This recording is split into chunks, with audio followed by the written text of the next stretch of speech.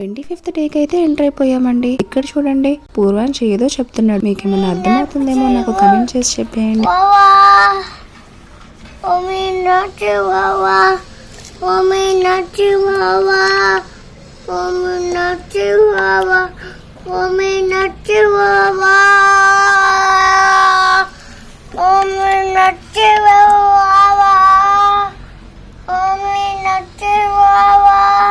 ఇంతకీ పూర్వం చేయమంటున్నాడో మీకు అర్థమైందా అండి? అర్థం కాలేదా? అయితే ఇంకొక క్లూ ఇస్తున్నాను, గెస్ చేసేయండి. రోజు మామయ్య మొక్కలు నాటిస్తూ మంత్రాలు చదివిస్తారు అని చెప్పాను కదండి. ఆ మంత్రాల్లో ఈ మంత్రం ఒకటనమాట. ఒక మంత్రం చదువుతున్నాడు పూర్వాంశ్. మొక్క నాటడం అయిపోయాక తన బొమ్మలతో ఆడుకుంటూ ఆ మంత్రం చదువుతున్నాడు. సో అర్థమైందా ఏంటో అది?